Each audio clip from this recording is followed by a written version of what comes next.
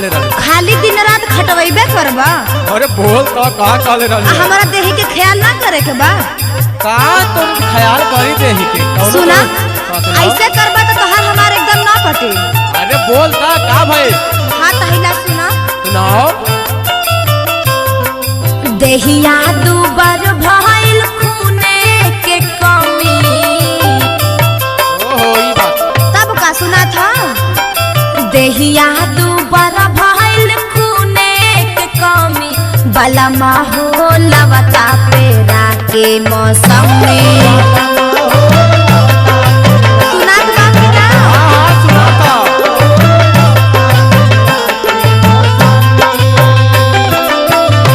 अच्छा ये बताओ। का बताई हो? मौसमी पीले से मोटा जेबी? काहे ना? हाँ, मौसमी पी के सब मोटा या तो सब कोई ना पिए। हम तो बाटी देख मौसमी पी के थोड़ी ना मोटा ले। तू पहले ला के दाता। लड़बुआ खाड़ा के लड़बो तू जानी। का?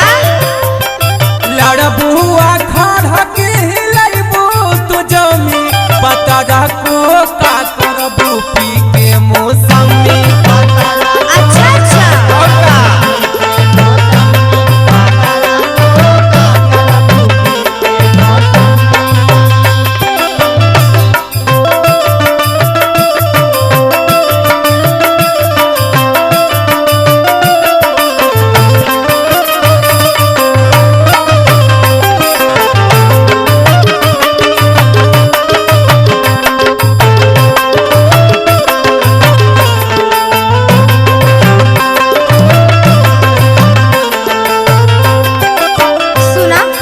खाली मीठ मीठ बतियाइबे करेला।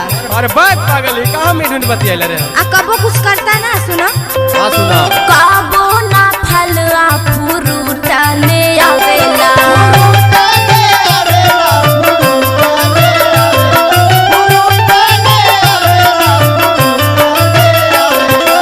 आओ सुना। सुनावा। लहंगा ना साड़ी ना सूट ले आवेला।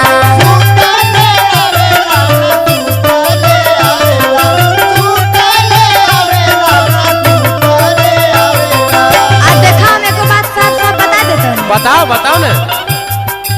ऐसे जे करबा तो हसे न जामी। जो जो।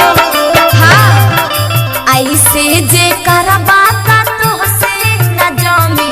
बलमा हो लवता पेरा के मौसम में।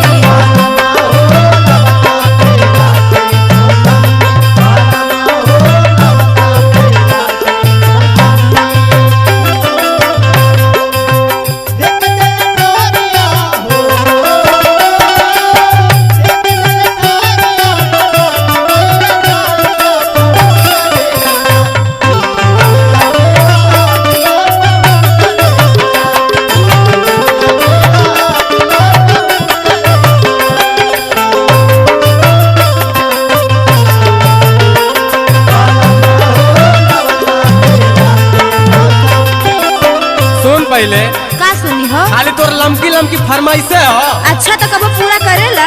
काहे ना करेला के करा रे पूरा। अच्छा स्थिति देख के बोलल जाला समझले। सुन सुनावा। काके दिहाड़ी हम दुई से पाइले। तो कैसे कैसे एडजस्ट करे के चाहिए ना?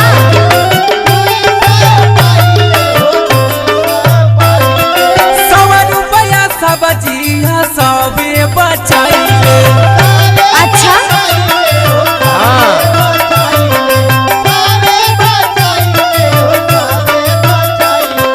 लइकन के चीज मांगे लइका के मम्मी। लइकन के चीज मांगे लइका के मम्मी। पता रखो का करबू पी के मौसम में। अच्छा